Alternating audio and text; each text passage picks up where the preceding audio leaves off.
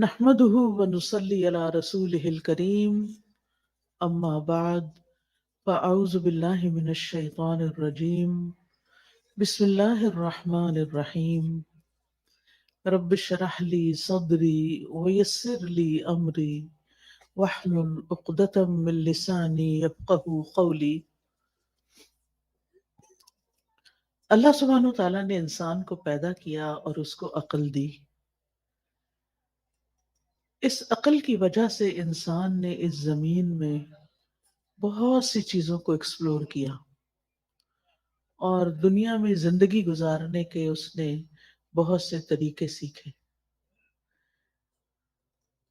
اس زندگی میں ہم بہت سے کام کرتے ہیں، بہت سی ہماری ضروریات ہیں اور ان کو ہم پورا کرنے کے لیے طرح طرح کے طریقے آزماتے ہیں اور ان میں جو بیسٹ پریکٹسز ہوتی ہیں ان کو اختیار کر لیتے ہیں۔ ہماری ضرورت ہے کھانا پینا، تو آپ دیکھیں کہ اس میں کتنی ورائٹی ہے اور کتنے طریقے ہیں۔ اور اب دنیا میں چونکہ دنیا سمٹ گئی ہے ٹیکنالوجی کی وجہ سے، تو لوگوں نے ایک دوسرے سے بھی بہت کچھ سیکھا، مشرق نے مغرب سے، مغرب نے مشرق سے۔ جس ملک میں بھی جائیں ہر طرح کے کھانے اویلیبل ہیں۔ اسی طرح لباس کے معاملے میں، اسی طرح ہاؤسنگ کے معاملے میں، یعنی بہت ساری چیزیں ہیں جو انسانوں نے اپنی عقل استعمال کر کے، اپنی صلاحیتوں کو استعمال کرتے، ترقی کرتے کرتے اپنی صرف ضروریات نہیں بلکہ اپنی خواہشات کو بھی پورا کرنے کے بہت سے طریقے نکال لیے ہیں۔ اسی طرح انسان کا لباس ہے، انسان کے باقی زندگی کے کام کاج ہیں، لیکن اللہ سبحانہ وتعالیٰ نے انسان کو صرف جسم نہیں دیا اور صرف جسم کی ضروریات نہیں دی کہ جس میں انسان عقل استعمال کرے۔ انسان کو اللہ نے روح بھی دی ہے اور اس کی اپنی ضروریات ہیں اور اس کے اپنے تقاضے ہیں، لیکن روح کی ضروریات پوری کرنے کے لیے اللہ سبحانہ وتعالیٰ نے انسان کو صرف عقل کے حوالے نہیں کیا کہ وہ اپنی عقل سے سوچے کہ اس کو کیا کرنا چاہیے اور کیا نہیں کرنا چاہیے۔ اور یہ بات بھی ہے کہ انسان اس دنیا میں اکیلا نہیں ہے، ہم کہیں بھی کسی آئی لینڈ پہ جا کے نہیں رہ سکتے، ہمیں انسانوں کے ساتھ رہنے کی ضرورت ہوتی ہے۔ پھر ان انسانوں کے ساتھ کیسے معاملہ کرنا چاہیے، ان کو ہم کیسے خوش رکھ سکتے ہیں، وہ ہمیں کیسے خوش رکھ سکتے ہیں۔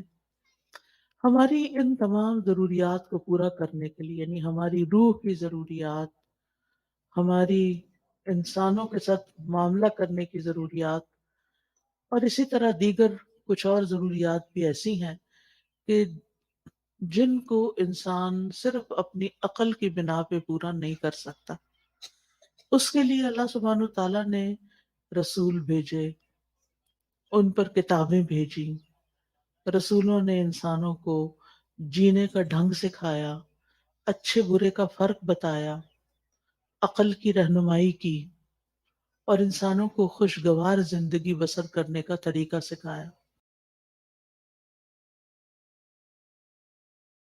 تو الحمدللہ، تو جو عادتیں انسان ڈال لیتا نا اپنے اندر، کسی نہ کسی کام کی مصروفیت رکھنے کی۔ ٹھیک ہے، اگر آپ کے اس وقت بچوں کی وجہ سے بہت مصروفیت ہے، آپ ریگولر 4 دن کا کورس جوائن نہیں کر سکتے، فل ٹائم نہیں کر سکتے، آپ ہفتے میں 1 دن کر لیں، آپ باقاعدہ طالب علم بنیں، آپ پڑھیں، سبق یاد کریں، ٹیسٹ کریں، تب آپ کو پتا چلے گا آپ کہاں کھڑے ہیں۔ اس پڑھنے میں اور صرف ایک لسنر کے طور پہ سن کے اٹھ کے بلا دینے میں بہت بڑا فرق ہے۔ جب آپ باقاعدہ طالب علم بنتے ہیں، اور طالب علم کے تو اجر ہی بہت بڑا ہے کہ جو شخص علم کے رستے پہ چلا وہ جنت کے رستے پہ چلا۔ تو چاہے ہفتہ وار کلاس لیں، چاہے ڈیلی لیں، چاہے صبح کی لیں، چاہے شام کی لیں، چاہے رات کی لیں، چاہے آن لائن لیں، یعنی کوئی طریقہ اپنے لیے ضرور سوچیں۔ یا پھر اگر آپ نے سب کچھ کر لیا اور آپ ون سے بھی وہ کرتے ہیں اور پھر بھی ٹائم ہے، تو خدمت خلق، سوشل ورک کا کوئی نہ کوئی کام ضرور کریں۔ غریب لوگوں سے جا کے ملیں، کچی بستیوں میں جائیں، جو ان پڑھ لوگ ہیں ان کو پڑھائیں، جو ضرورت مند ہیں ان کی ضروریات پوری کریں. یعنی آپ کے آس پاس بہت سے لوگوں کی آپ خدمت کر سکتی ہیں. تو جو کسی کے ساتھ احسان کا معاملہ کرتا ہے وہ احسان واپس اس پہ لوٹ کے آتا ہے، یعنی واپس آپ کی طرف ہی آئے گا. دنیا میں بھی آپ کو فائدہ دے گا، آپ کی زندگی خوشگوار ہو جائے گی، آپ کے غم دور ہو جائیں گے، اور آخرت میں تو فائدہ دے گا ہی دے گا. بندے کو، مسلمان کو جب قبر میں دفن کیا جاتا ہے، اور قبر کی تنہائی تو آپ کو پتہ ہے کوئی بھی ساتھ نہیں جاتا، اس وقت صرف عمل ساتھ جاتے ہیں. تو نماز اس کے سرانے کی طرف آ جاتی ہے، صدقہ خیرات اس کے، زکوٰۃ دائیں طرف آ جاتی ہے، روزہ بائیں طرف، اور صدقہ خیرات اور دیگر نیکیاں پاؤں کی طرف. لہٰذا کوئی بھی عذاب کسی طرف سے بھی آنے کا رستہ نہیں رہتا، اور وہ یہ چیزیں اس کو پروٹیکٹ کرتی ہیں. لیکن اگر ان میں ہی کمی ہو اور وہی ناقص ہو، پروٹیکشن والی ویک ہو، تو پھر کون بچانے آئے گا؟ وہاں تو رونا دھونا بھی کام نہیں آئے گا. لوگ اپنے مزے سے اپنے بستروں میں سوئے ہوئے، اور قبر کا عذاب سہنے والا اندھیری کوٹھڑی میں اکیلے مصیبت میں پڑا ہوا ہے، جس کا کوئی فریادی نہیں ہے، کوئی پوچھنے والا نہیں. تو ابھی ہمارے پاس ٹائم ہے، ابھی ہماری زندگی ہے، کیوں نہ ہم ایسے کام کریں کہ جس سے ہمارا اس دنیا میں بھی جیئیں تو اطمینان کے ساتھ جیئیں، اور آگے بھی اطمینان کے ساتھ رہیں. پھر اسی طرح آپ دیکھیں کہ ایک اور چیز کا آپ خیال رکھیں کہ ماضی میں جو کچھ ہو چکا اس پر غمگین نہ رہا کریں، ریگریٹس نہ کیا کریں بہت، بس توبہ کر لیا کریں. جو ہو چکا سو ہو چکا، اب وہ ہاتھ سے نکل چکا ہے. اب ہمارا معاملہ اللہ تعالیٰ کے ساتھ ہے، اور وہ غفور الرحیم ہے، رحمان الرحیم ہے. لہٰذا اس سے ہم اچھا حسن ظن رکھتے ہیں کہ وہ ہمیں معاف کر دے گا. لہٰذا جتنی بھی غلطیاں ہیں، جو جانتے ہیں جو نہیں جانتے، ان سب پر ہم توبہ کرتے رہیں، استغفار کرتے رہیں، لیکن غم نہ کریں.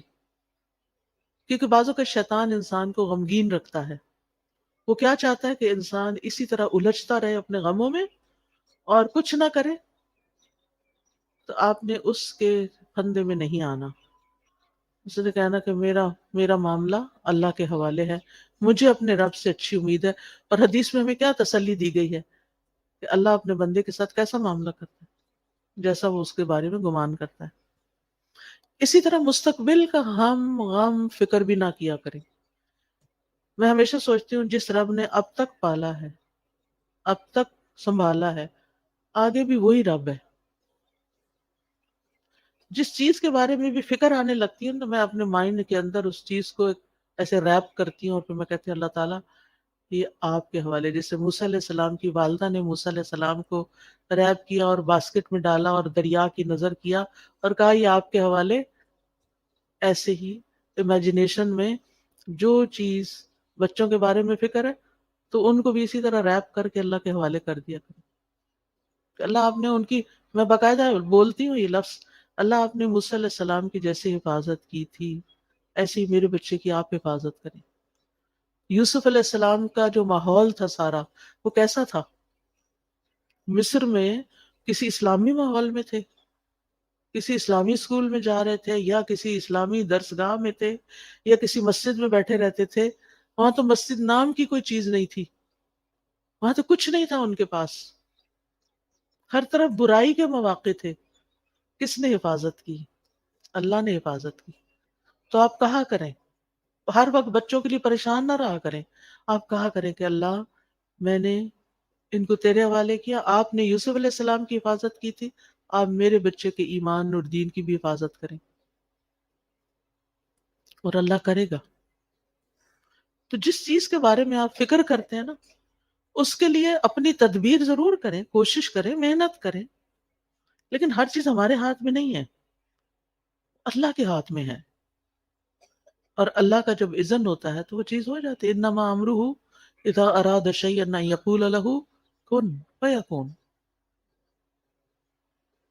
تو اس طرح اپنے بوجھوں سے آزاد ہوں، تاکہ آپ شرح صدر کے ساتھ حال میں اس وقت جو کام کر رہے ہیں اس پہ فوکس کریں. مثلا میں اگر اس وقت پڑھا رہی ہوں، کچھ سکھا رہی ہوں، اور میں غم لگا کے بیٹھی بھی ہوں کسی اور چیز کا، تو میں کوالٹی نہیں دے سکتی. آپ اگر یہاں بیٹھے ہوئے ہیں اور سوچ رہے ہیں کوئی گھر میں مسئلے کا، تو آپ کا آدھا دل ادھر ہے آدھا ادھر ہے، آپ ڈیوائیڈڈ ہیں، آپ انجوائے نہیں کر سکتے. اس وقت آپ سب کچھ چھوڑ کے آئے ہیں، ریلیکس ہو جائیں، سکون سے بیٹھیں، اطمینان سے سنیں، کچھ اپنے لیے کچھ پک کریں، یاد رکھیں، ساتھ لے کے جائیں اور اس کے مطابق زندگی بسر کریں تاکہ یہاں آنے کا کچھ فائدہ ہو آپ کو. تو اپنے سارے خیالات کو کیا کرنا ہے، اکٹھا کر کے اس نقطے پہ فوکس کرنا ہے جو آپ اس وقت کام کر رہے ہیں. پھر ایک اور چیز جو دلوں کو بڑا اطمینان دیتی ہے، اور وہ ہے اللہ کا ذکر. اٹھتے بیٹھتے چلتے پھرتے ہر ہر موقع کا ہمیں ذکر سکھا دیا گیا. آپ سیڑھی چڑھ رہے ہیں تو آپ اللہ اکبر کہیں، آپ اتر رہے ہیں تو سبحان اللہ کہیں، آپ کہیں انٹر ہو رہے ہیں تو بسم اللہ پڑھیں، آپ کہیں سے نکل رہے ہیں تو دعا پڑھ لیں، آپ گاڑی میں بیٹھے ہیں تو دعا پڑھ لیں، آپ گھر میں داخل ہوئے تو پڑھ لیں، آپ گھر سے نکل رہے ہیں تو پڑھ رہے ہیں، کھانا کھانے لگے تو آپ پڑھ لیں، آپ کھانا کھا چکے ہیں تو دعا پڑھ لیں، آپ سونے لگے ہیں تو دعا پڑھ لیں، کوئی آ گیا ہے تو سلام دعا میں دعائیں ہیں. یعنی کون سی چیز ایسی ہے جس کے بارے میں ہمارے دین نے ہمیں رہنمائی نہیں دی اور ہمیں دعائیں نہیں سکھائی. ہمیں پتہ نہ ہو تو وہ الگ بات ہے. لہٰذا کثرت سے اللہ کا ذکر. قرآن مجید میں اللہ تعالیٰ اپنے مومن بندوں اور بندیوں کی صفت یہ بیان کرتے ہیں، وَالذَّاكِرِينَ اللَّهَ كَثِيرًا وَالذَّاكِرَاتِ، کہ وہ کثرت سے اللہ کا ذکر کرنے والے ہیں، مرد بھی اور عورتیں بھی.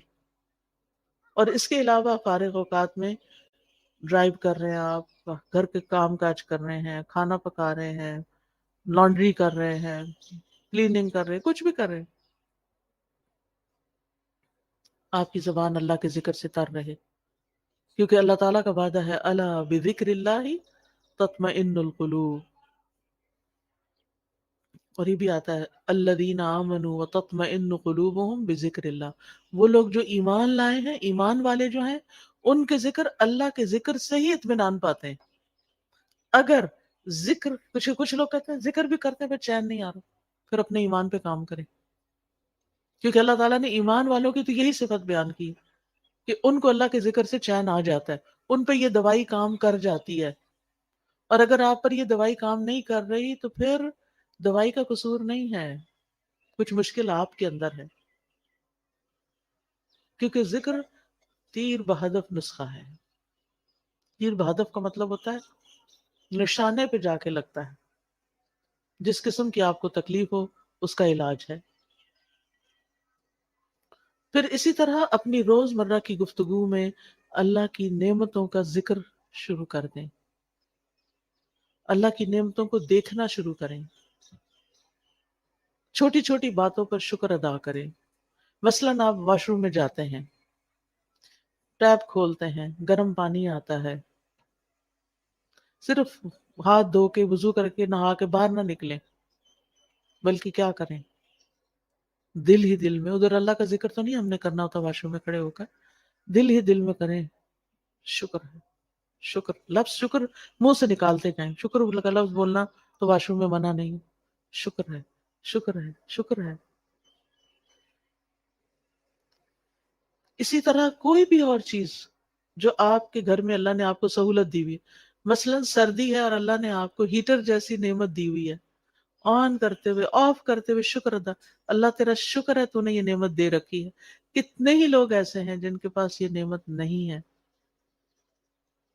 کتنے ہی لوگ ہیں جن کے پاس پورا لباس بھی نہیں ہے، ان کے پاس آپ جیسی رضائی بھی نہیں ہے، ان کے پاس جوتے بھی نہیں ہیں، جرابیں بھی نہیں ہیں، پورا کھانا بھی نہیں ہے.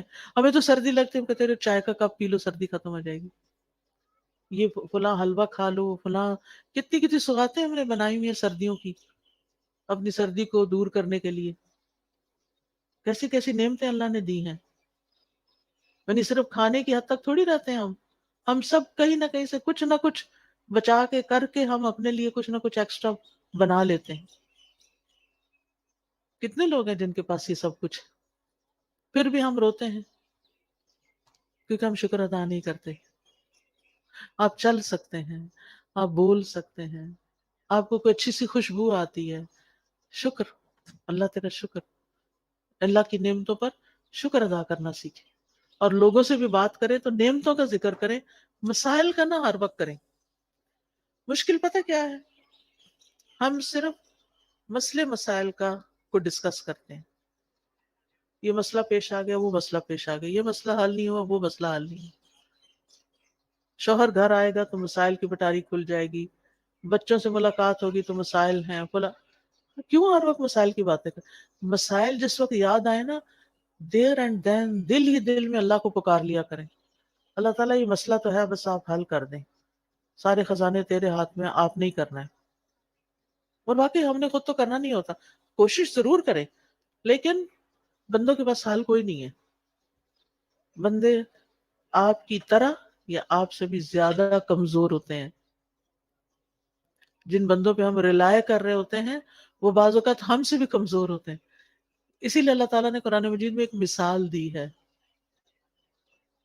والذین اتخذوا من دونی اولیاء مثلهم کمثل العنکبوت اتخذت بیتا وان اوہن البیوت لبیت العنکبوت۔